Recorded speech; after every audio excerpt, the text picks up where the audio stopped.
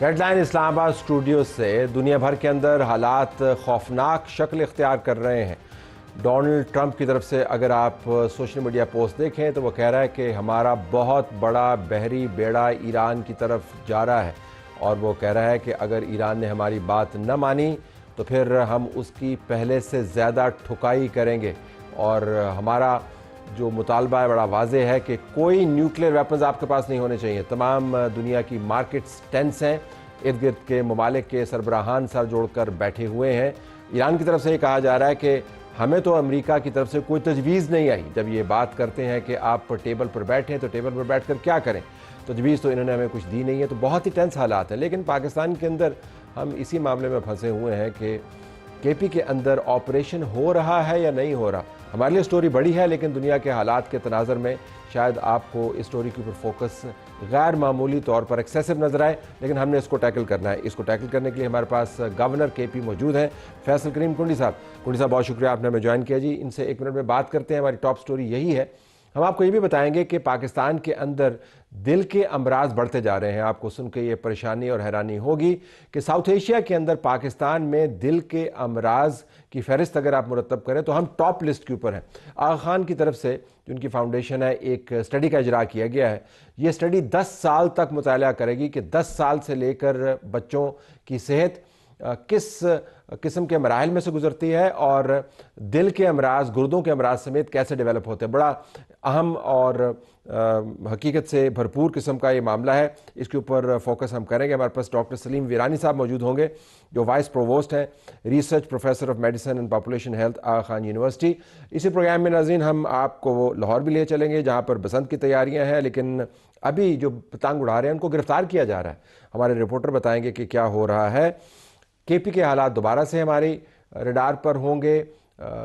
हुकूमत क्या कहती रही है केपी की और क्या करती रही है। और जब केपी का चीफ मिनिस्टर ये कहता है कि हमें पिछले तवील अरसे से, जब से पाकिस्तान बना, अलफ अल्लाह और बेबंदूक सिखाया गया है, तो लोग सवाल उठा रहे हैं कि ये बंदूक वाला निसाब उन्होंने तब्दील क्यों नहीं किया। गवर्नर साहब, बहुत शुक्रिया जी।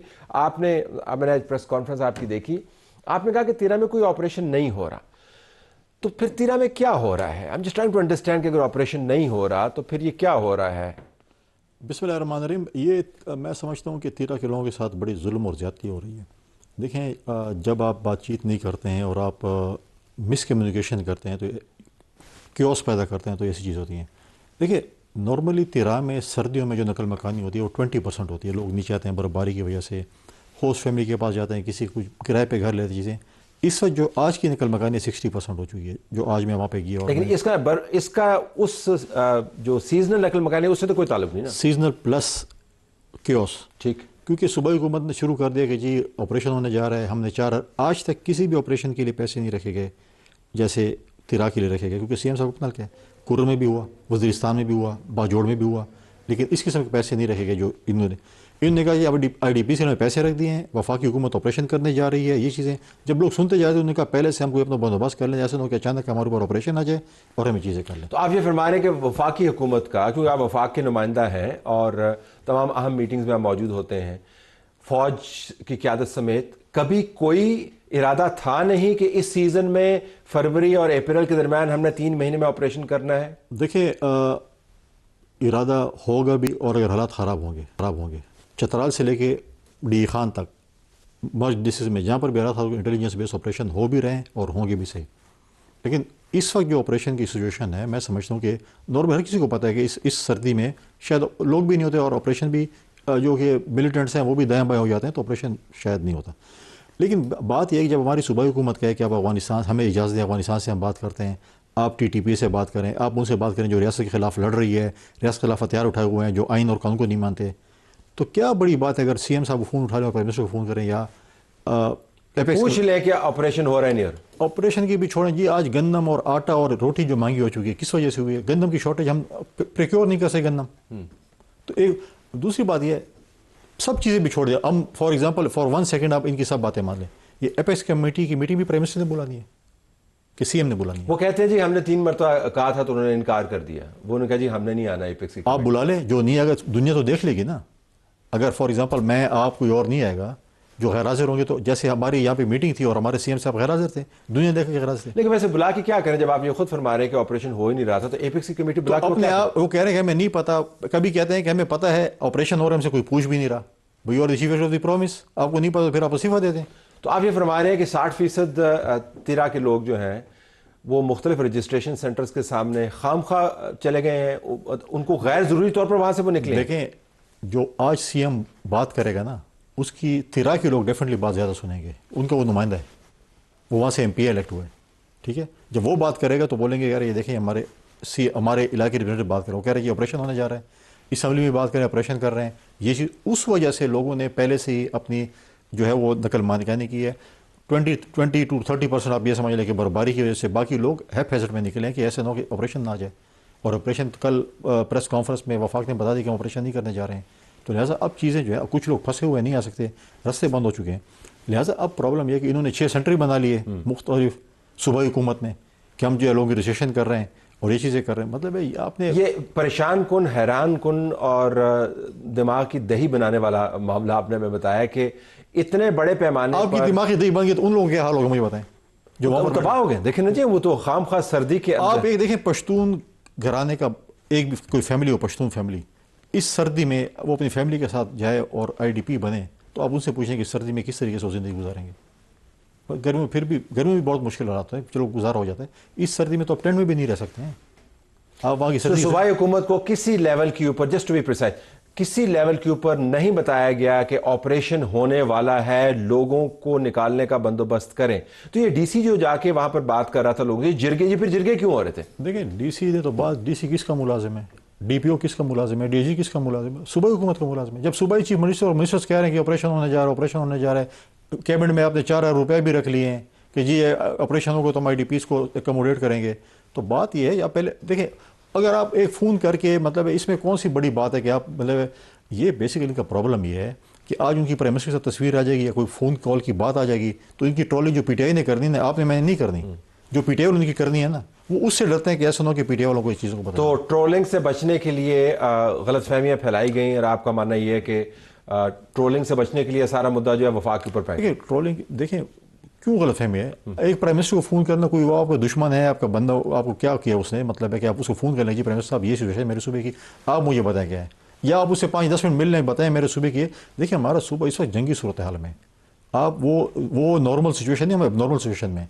तो अगर आप 5-10 मिनट प्राइम मिनिस्टर से मिल भी लें और उससे बात भी कर लें, कोई ऐसी तो नहीं है। तो ये मशरान जो मिल रहे थे TTP के नुमाइंदगान के साथ, जो जिरगे हुए हैं, जिसके ऊपर रिपोर्टिंग भी हुई, ये किसके बिहाफ पे मिल रहे थे? खुद मिल रहे थे, अपने इलाके की वजह से मिल रहे थे, किसी को नहीं।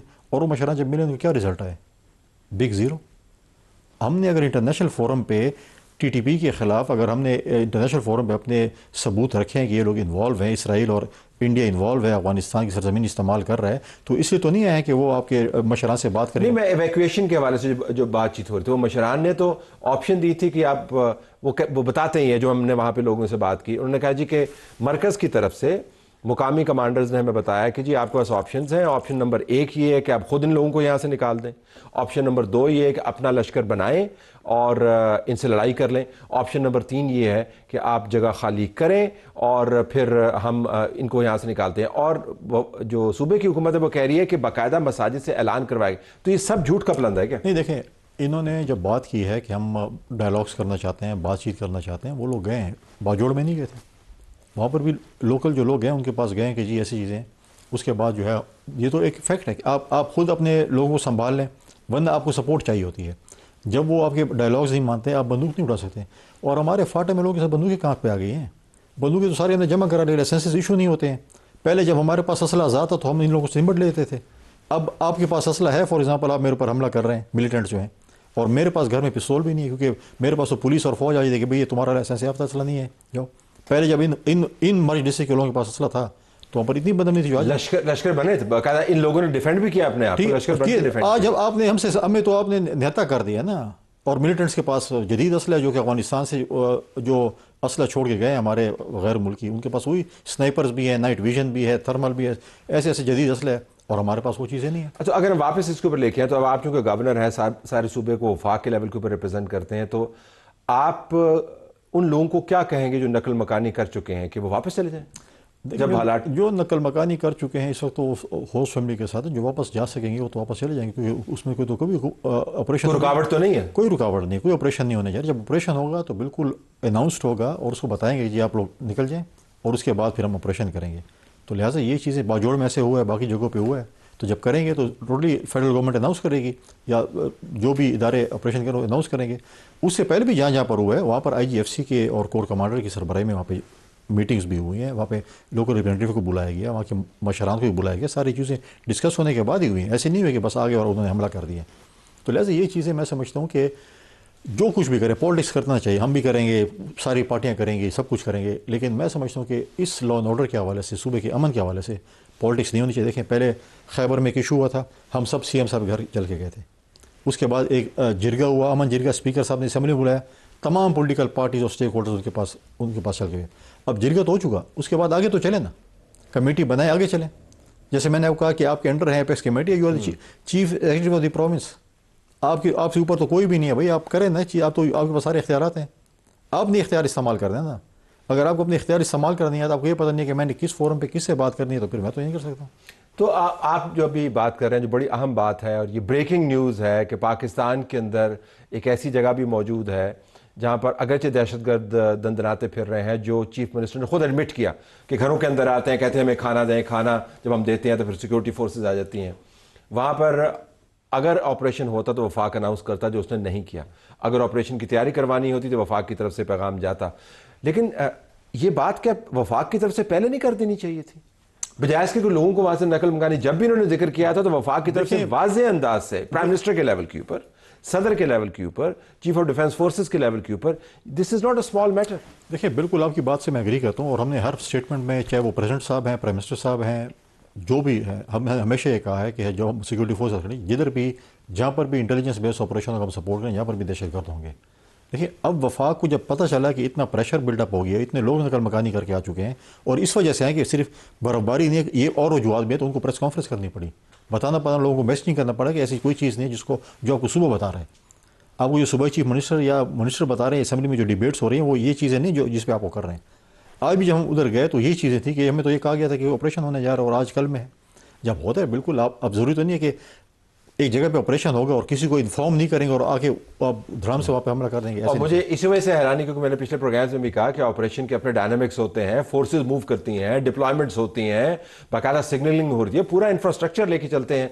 ये तो अजीबोगरीब ऑपरेशन है कि लोग छोड़ के जा रहे हैं और उनमें से कोई एलिमेंट भी अपनी जगह पर नहीं, लेकिन वो इसरार करें। But towards the end, if अगर आपको सूबे के लोगों को प्रोग्राम के जरिए को पैगाम देना हो, बिलखसूस तरह के लोग जो है या उनके रिश्तेदार जो देख रहे हैं, वो इस वक्त क्या होगा पैगाम? देखिए मेरा पैगाम तो है कि जो वहाँ पर रह चुके हैं, रह रहे हैं, उनको नकल मकानी नहीं करनी चाहिए। कोई ऐसा सच ऑपरेशन नहीं है, वफाक ने अनाउंस कर दिया कि हम ऑपरेशन नहीं करने जा रहे। जो वापस जा सकते हैं, जो कि इस वक्त सिचुएशन ऐसी है कि रिकॉर्ड बर्फबारी इस साल हो रही है, अगर वो जा सकते हैं जाए, जो नहीं है उसके लिए भी हम कर रहे हैं। मैं आज खुद गया था, मैंने मॉनिटर किया, हमारी लैला अमर ने 500 फैमिलीज़ को वहाँ पर जो है वो हमने कुछ राशन, क्योंकि वो ऐसे लोग आ गए। अब लोग कहते हैं कि IDPs कहें या ना कहें, अब हम IDPs कहें या ना कहें ये भी समझ नहीं आती, क्योंकि अपनी सालाना नकल मकानी से ज़्यादा लोग आ चुके हैं और ऐसे हैबिट में है कि सब कुछ छोड़ के आ चुके हैं। तो उनको अगर हम सपोर्ट भी नहीं करते हैं तो और एक सिचुएशन है, तो हम उस पर भी हम कोशिश कर रहे हैं कि ज़्यादा से ज़्यादा हम उनको सपोर्ट करें चाहिए। दूसरी बात यह कि अगर ये चीज़ें हैं, हम इंटरनेशनल लोगों ने कहते हैं आप अपनी सूबाई हुकूमत से कहें, अनाउंस तो कर दें ताकि हम उनको सपोर्ट के लिए चले जाएँ। वो भी ये नहीं करते कि हम सपोर्ट के लिए भी ऐलान नहीं करते, हम खुद काफ़ी हैं, हमें कोई चीज़ की ज़रूरत नहीं है। तो बात यह है कि इस चीज़ को भी देखना चाहिए। और मैं आखिर में कहूँगा कि देखें, इस पे पॉलिटिक्स नहीं होनी चाहिए। वफाक और सूबे को बैठकर बातचीत के जरिए मामला हल करने चाहिए, खासकर अमन अमान के हवाले से। बाकी आप पॉलिटिक्स करें, आप ये जो भी बातें करनी है करें, लेकिन अमन अमान के हवाले से मैं समझता हूँ कि डायलॉग के जरिए चीज़ें हल होनी चाहिए। I have to leave it there. ये एक नाकाबिल यकीन सूरत हाल है, लेकिन गवर्नर KP आपको बता रहे थे कि इतना बड़ा मसला जो बैनुल-अक़वामी ख़बर बन चुका है, उसके पीछे बुनियादी तौर पर निकम्मापन है, इंतज़ामी तौर पर ये बहुत बड़ी ख़बर है। लेकिन वाज़ेह अंदाज से गवर्नर ने बता दिया कि जो लोग निकलना चाह रहे हैं वो मत निकलें, जो निकल आ चुके हैं वापस जा सकते हैं वो चले जाएं, किसी किस्म का कोई ऑपरेशन नहीं हो रहा। प्रोग्राम हमारा जारी।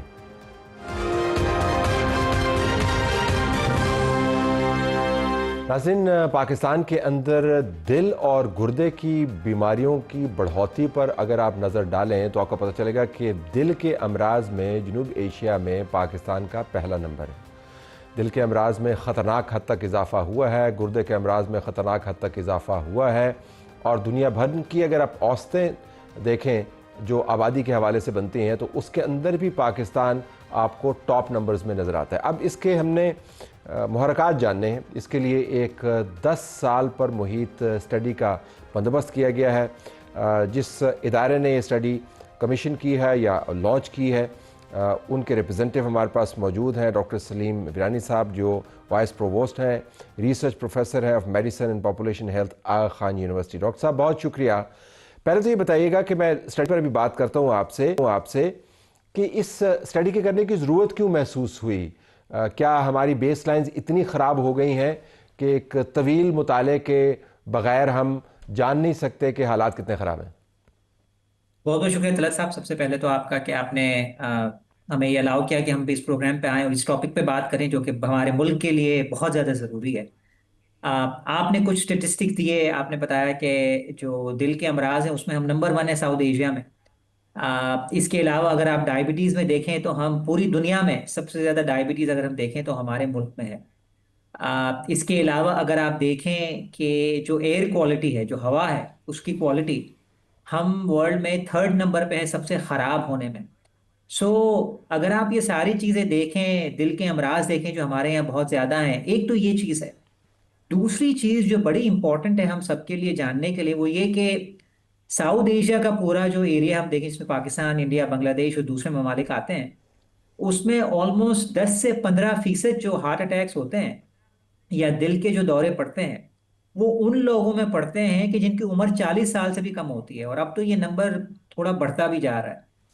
तो इंपॉर्टेंट चीज ये है कि ये समझने की जरूरत है कि हम किस तरीके से इन चीजों को अर्ली लाइफ में प्रेजेंट करें, हमारे बच्चों में किस तरीके से काम करें। जिन लोगों की उम्र 20 साल है, 22 साल है, उनको हम क्या चीजें बताएं कि ये जो हम कहते हैं कि एक पूरी सुनामी डेवलप हो रही है हार्ट डिजीज की और स्ट्रोक की, दिल के अमराज की, लोगों को लकवा हो जाता है बहुत छोटी उम्र में।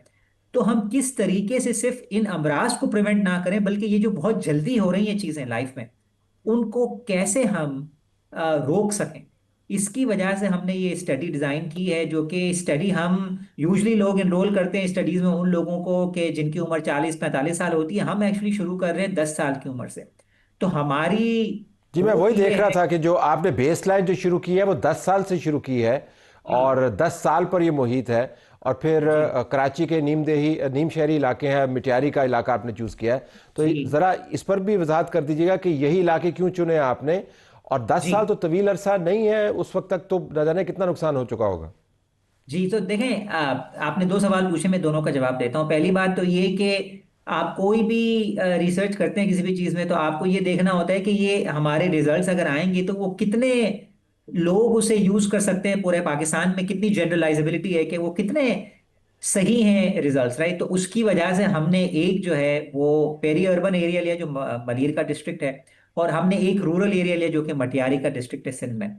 ये वजह थी कि हमने ये दो डिस्ट्रिक्ट्स पिक किए ताकि हम, और बहुत लोग कहते हैं कि रूरल और अर्बन जो एरियाज हैं उनमें भी दिल के अमराज डिफरेंट तरीके से होते हैं। तो एक तो ये वजह थी जो आपका पहला सवाल था। दूसरा जो सवाल तला साहब आपने किया था वो ये था कि 10 साल का जो फॉलोअप है, तो उसके बारे में मैं आपको ये बताऊंगा कि हम हर 2 साल पे फॉलोअप करेंगे, और 10 साल तो मिनिमम कमिटमेंट हमने दी है जो कि हम फॉलो करेंगे। उसकी वजह यह है कि जिन अमराज को हम फॉलो अप करना चाह रहे हैं, जैसे डायबिटीज हो गया, हाई ब्लड प्रेशर हो गया, या दिल के अमराज की डेवलपमेंट है, क्योंकि ये बहुत यंग लोग हैं, तो पॉसिबल है कि काफी लंबा अरसा लगे इनकी डेवलपमेंट। तो अगर हमें स्टडी करना है कि जो डाइट है उसका क्या इम्पैक्ट है, फिजिकल एक्टिविटी का क्या इम्पैक्ट है, एयर क्वालिटी का क्या इम्पैक्ट है, घर के अंदर जो किस किस्म का फ्यूल बर्न कर रहे हैं उसकी क्या वजह है, इसमें इनके जेनेटिक्स का क्या रोल होगा, तो उसमें क्योंकि ये यंग लोग हैं तो कुछ अरसा भी लग सकता है डेवलप करने के लिए। इसके लिए हमने मिनिमम 10 साल का है कि हम फॉलो अप करेंगे, मगर हम लंबा भी करेंगे। मगर फॉलो अप हम हर 2 साल पे करेंगे और कम से कम 10 साल तक करेंगे। मगर जहां तक अगर आप मुझे पूछें तो मेरा मेरा ख्याल यही है कि हमें 10 साल से भी ज्यादा जाना पड़ेगा, जो आपका दूसरा सवाल था उसके लिए। और 4,000 लोगों को आप 10 साल तक मिनिमम फॉलो कर रहे हैं। जी ये बहुत ही, पाकिस्तान में इससे पहले तो शायद इतना बड़ा सैंपल इतने तवील अरसे के लिए इतने मुख्तलिफ नौ बीमारियों के हवाले से कभी नहीं हुआ कि हुआ है। नहीं जी, कभी भी नहीं हुआ। और देखें, जो कहते हैं ना कि साइंस होती है तो उसके जो तरीके होते हैं वो इस तरीके के होने चाहिए कि बहुत ज़्यादा स्ट्रॉन्ग साइंस हो। तो उसके लिए ये जो वर्ड यूज़ किया जाता है कि पॉपुलेशन बेस्ड स्टडीज़, के आप लोगों को वहीं फॉलो कर रहे हैं जहाँ पे वो रह रहे हैं, या अस्पताल में आप लोगों को इनरोल नहीं कर रहे, उन्हीं के घरों में जाकर आप देख रहे हैं कि वो किस तरह रह रहे हैं, किस तरीके का खाना खा रहे हैं, उनकी फिजिकल एक्टिविटी कैसी है, उनके घर में एयर की क्वालिटी कैसी है। हम ये भी मेजर करेंगे लोगों के घरों के अंदर चीजें लगा के, वो पर्सनल मॉनिटर्स भी जो है वो वेयर करेंगे, तो पता चलेगा कि घर के अंदर एयर की क्वालिटी कैसी है, घर के बाहर एयर की क्वालिटी कैसी है। घर के बाहर भी हम एयर मॉनिटर्स लगाएंगे, और उन सब का इम्पैक्ट, फ्यूचर रिस्क जो है कि डायबिटीज का या ब्लड प्रेशर का या दिल के अमराज का या दिमाग के अमराज का या मेंटल हेल्थ का, डिप्रेशन एंजाइटी पे, इस पे क्या फर्क पड़ेगा, कैंसर्स के ऊपर क्या इसका इम्पैक्ट होगा, ये हम सब फॉलो करेंगे। जो कि अल्हम्दुलिल्लाह पाकिस्तान में पहली बार इस किस्म की स्टडी हो रही है। एंड वी होप कि इसकी वजह से हमें कुछ चीजें पता चलेंगी जो कि हमारे लिए बहुत ज्यादा, अगर पूरी दुनिया कहती है कि जी डायबिटीज का 40% इम्पैक्ट है हार्ट अटैक्स के ऊपर, हमारे मुल्क में इसका क्या इम्पैक्ट है हमें नहीं पता।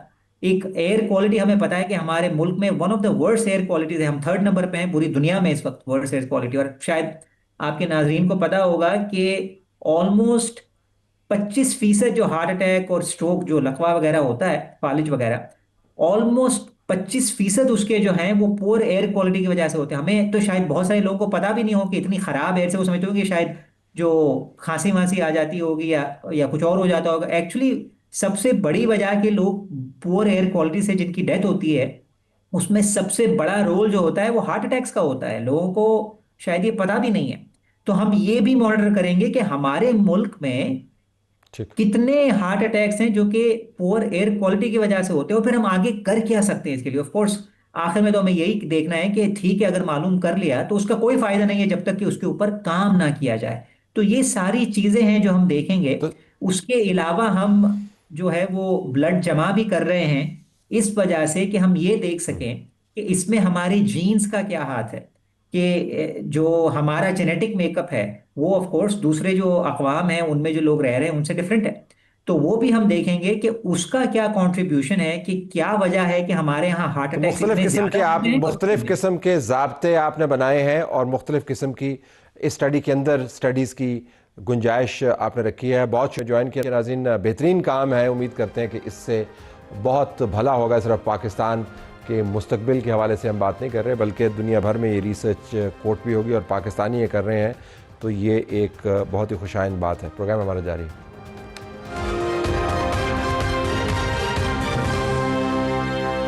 आपको हम लाहौर लिए चलते हैं। बसंत की तैयारियां उरूज पर हैं। आज इंफॉर्मेशन मिनिस्टर ने प्रेस कॉन्फ्रेंस भी की। अब लगता यह है कि पंजाब का तमाम तर फोकस बसंत के ऊपर है। हमें फ़हद भट्टी ने ज्वाइन किया, नुमाइंदा समा टीवी लाहौर।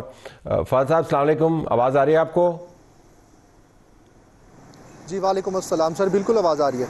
इस वक्त पतंगे तो नहीं उड़ती, तो आप सड़क पर खड़े क्या कर रहे हैं? यहाँ पे पीछे कोई दुकानें हैं, कोई लोग गुड़ी उड़ा रहे हैं, डोर लेके जा रहे हैं, क्या हो रहा है? सर सड़क पे मैं इसलिए खड़ा हूँ कि ये एक लाहौर का बहुत बिजी रोड है, पोश इलाका है, तो आपको लाहौर का थोड़ा सा इन्वायरमेंट दिखाने के लिए मैं यहाँ पर खड़ा हूँ। इस वक्त गुड्डी तो नहीं उड़ती, लेकिन जो लोग गुड्डियाँ उड़ाते हैं उनके खिलाफ ज़रूर क्रैकडाउन किया जा रहा है पुलिस की जानिब से। रवां महीने में अभी तक जनवरी के इस पहले ही महीने में 1000 से ज़ायद मुकदमात दर्ज किए गए हैं। जो ऐसे लोग थे जो गुड्डियाँ उड़ा रहे थे, पतंगे उड़ा रहे थे, या फिर पतंगे सेल कर रहे थे और डोर सेल कर रहे थे। फहद, अभी तो आज तो इंफॉर्मेशन मिनिस्टर ने खुद प्रेस कॉन्फ्रेंस की है, गुड्डियाँ उड़ाने की तरगीब दी है। मरियम नवाज साहबा चीफ मिनिस्टर, एक गाने का मैं थीम देख रहा था, उसके अंदर उनको भी वाह मरियम नवाज वाह का गाना भी बनाया हुआ है। वो तो गुड्डियाँ उड़वा रहे हैं, तो ये जो गुड्डियाँ उड़ा रहे हैं उनको पकड़ क्यों रहे हैं? सर गुड्डियाँ उड़ाने की इजाज़त सिर्फ 6, 7 और 8 फरवरी को दी गई है, जो बसंत के दिन मुख्तस किए गए हैं। उससे पहले या फिर उसके बाद जो भी पतंगबाजी करेगा उसको पुलिस गिरफ्तार करेगी, और इसी वजह से पुलिस जो है ये क्रैकडाउन कर रही है, ऐसे अफराद को गिरफ्तार कर रही है जो बसंत से पहले गुड्डियाँ उड़ा रहे हैं। इवन बसंत का सामान फ़रोख्त करने पर भी पाबंदी आयद है। 1 फरवरी से आप पतंगे सेल कर सकते हैं, पतंगे परचेज़ कर सकते हैं। पतंग उड़ाने के लिए जो सामान इस्तेमाल होता है, जैसे डोर है, उसको भी आप 1 फरवरी के बाद ही परचेज़ कर सकते हैं, और 1 फरवरी के बाद ही दुकानदार इसको सेल कर सकते हैं। बाकायदा तौर पे मरीम नवाज़ की जानिब से जो वज़ीर आला पंजाब हैं उनकी जानिब से बाकायदा तौर पे ये हिदायत की गई है कि जो बसंत के दिन मुख्तस किए गए हैं 6, 7 और 8 फरवरी, सिर्फ उन्हीं दिनों में आपने पतंगबाजी करनी है, उसके अलावा आप पतंगबाजी नहीं कर सकते। और बाकायदा तौर पे बसंत मनाने के लिए सर लाहौर भर में इसकी तैयारियां भी शुरू कर दी गई हैं। जो ट्रांसपोर्ट है, जो बसेस चलती हैं, लोकल ट्रांसपोर्ट जो है, उन पर बसंत के हवाले से मुख्तलिफ तस्वीर अवेज़ा की गई हैं ताकि शहरियों को आगाही दी जा सके कि ये एक त्यौहार है जिसको बेहतरीन तरीके से मनाना है और हिफाजती इक़दाम अपनाते हुए इस बसंत के त्यौहार को मनाना है। क्या यह भी हिदायत जारी कौन कौन से हैं उसमें सबसे पहले मैं हिफाजती इक़दाम पर आता हूँ, क्या यह हिदायत भी दी गई है कि गुड्डी उड़ानी कितनी है, ऊंची कितनी करनी है, गुड्डी काटनी कब है, उसको तुनका मारना है नहीं मारना, उसको झोंक दिलवानी है नहीं दिलवानी, तलावें कैसे डालनी है? तो ये चीफ मिनिस्टर हाउस से ये भी इंस्ट्रक्शंस आ रही हैं कि नहीं? सर तलावें डालने की या खींच मारने की या चबोड़ने की हिदायत तो खैर अभी तक नहीं आई, लेकिन एटलीस्ट ये ज़रूर बताया गया है कि आपने अगर कोई पतंग उड़ानी है तो उस पतंग पर किसी भी सियासी शख्सियत की आपने तस्वीर नहीं लगानी। अगर आपने ये बसंत का त्यौहार मनाना है तो आपने ये पंजाबी गाने हैं जिनको आपने नहीं लगाना।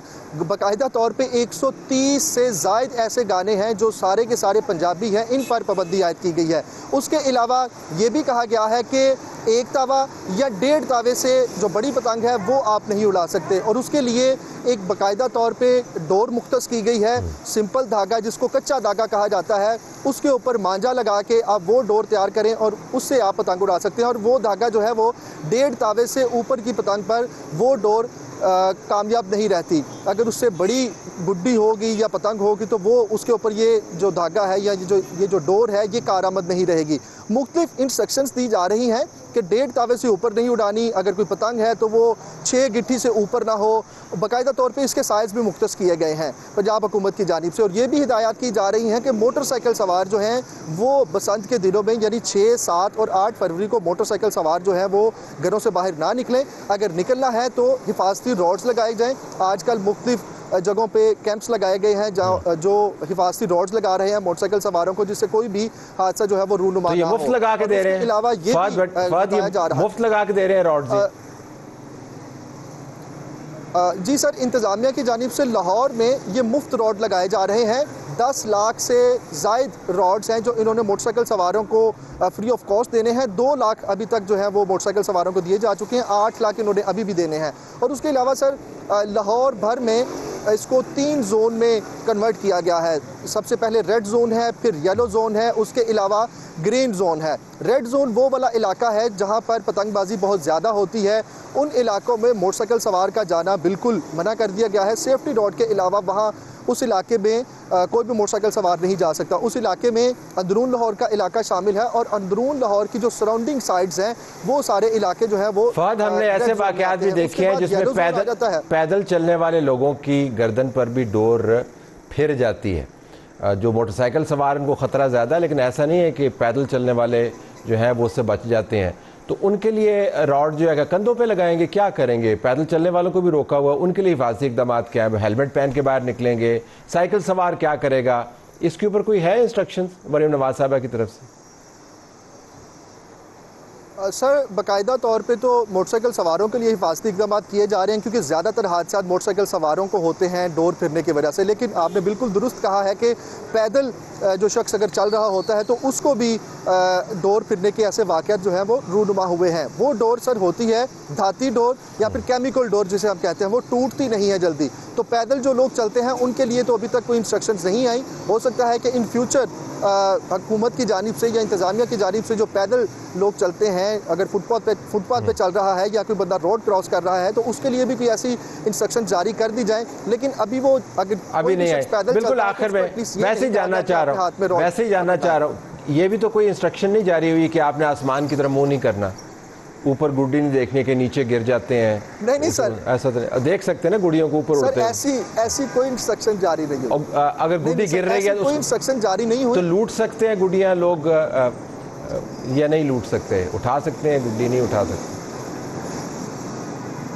सर पतंग लूटने का रवाज तो बहुत पुराना है। जब बसंत होती थी तो आप भी बेहतर जानते हैं कि पतंग लूटने के लिए बाकायदा लंबे लंबे डंडे और उनके ऊपर वो चमेटू से लगाए जाते थे, जिसके ज़रिए से डोर को अगर कोई पतंग कटी हुई आ रही है तो उसकी डोर जिसको नज़र आती है तो वो फौरी उसको चमेट के अपनी तरफ खींच लेता था।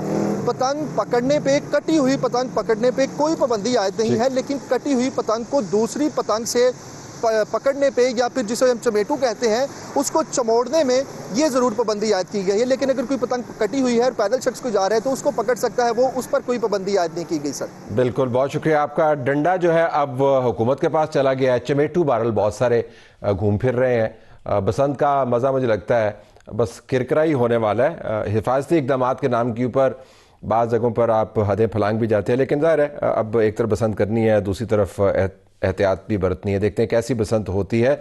हमें ये तो पता है कि बसंत कैसी हो सकती है मुमकिन तौर पर, लेकिन ये नहीं पता कि खैबर पख्तूनख्वा के अंदर 13 साल से जो हुकूमत मौजूद है उसका वज़ीर आला ये क्यों कह रहा है कि हमें अपने निसाब के अंदर बेसे बंदूक पढ़ना सिखाया गया। तो निसाब तो सूबाई हुकूमत का दायरा इख्तियार है। जब आप कितने चीफ मिनिस्टर रहे हैं तो निसाब तब्दील क्यों नहीं हुआ। इसके ऊपर हम आपको एक ट्वीट दिखा रहे हैं। यही जब सुहेल आफरीदी साहब का बयान सामने आया तो उसके ऊपर आतिफ तौकीर ने ट्वीट किया। पहला जुमला मैं छोड़ देता हूँ। 18वीं तरमीम के तहत तालीम सूबाई मामला है। 2013 से तुम लोगों की हुकूमत है। तालीम के शोबे में क्या किया? पूरा दिन टिक टाक की वीडियोस बनाते हो, काम क्यों नहीं करते? पिछले 13 सालों में क्या किया? कितने हाथों में बंदूक लेकर कलम दी? कितने जामियात बनाई? कितने स्कूल बनाए? म्यारी तालीम को किस सतह पर पहुँचाया? उस्ताज़ा की तरबियत और बहबूद के लिए क्या किया गया? पूरी ज़िंदगी जुगते मार मार कर रीलें ही बनाते रहोगे या कुछ काम भी करोगे? अब बुनियादी बात यह है कि अगर आपकी पहली मरतबा हुकूमत बनी हो फिर तो इस किस्म के बयानात बनते हैं, लेकिन वाक़तन जब 13 साल से हुकूमत में हो फिर कहें जी कि हमने अलिफ अल्लाह और उसके बाद बेबंदूक सीखी है तो इल्ज़ाम आप पर ही ठहरता है। सूबाई हुकूमत ज़ेर अताब है। आज गवर्नर साहब ने प्रेस कॉन्फ्रेंस की। बराबर में अपोजिशन के लीडर इबादुल्ला खान भी थे। उन्होंने दिलचस्प अंदाज से बताया कि सूबाई हुकूमत के जो ज़ोमा हैं वो अपने वोटर्स को और सूबे के अवाम को किन किन ट्रकों की बत्ती के पीछे लगाते रहे। एक एक स्ट्रीट मूवमेंट के लिए करोड़ों रुपए लग जाते हैं, आपको पता है सारा कुछ। उधर वो तकरीर जो उजाड़ते हैं, 3 लफ्ज़ अजीब। इससे पहले एक एमएनए था हमारे साथ, मुराद उसका नाम था, उसने तकरीर की थी खान साहब आएगी, 200 बिलियन लाएगी, 100 बिलियन जाएगी, वो लीडर बन गया। फिर वो मरवत साहब आ गया, उसने कहा वो लीडर बन गया। अभी ये आया है उसका, इसका, किसका। परसों ये स्वात में थे, पूरा डिवीजन स्टक है, रास्ते बंद हैं स्नोफॉल की वजह से। उसने उधर कुछ नहीं कहा कि रास्ते खोलना ये रिस्पॉन्सिबिलिटी है प्रोविंशियल गवर्नमेंट। उसने कहा मैं आया हो, उसका, इसका, किसका, वापस आ गया। बात तो सच है, सख्त अल्फाज में बयान किया गया, लेकिन सूबाई हुकूमत को ये बताना ज़रूरी है कि उनकी हुकूमत ने पिछले 13 सालों में क्या किया, कितने स्कूलों के अंदर निसाब को तब्दील किया और जब सड़कें बंद हैं तो लोगों के लिए रिलीफ के लिए क्या बंदोबस्त किया। हमारी तरफ से यही कुछ इजाज़त चाहते हैं। अल्लाह हाफ़िज़।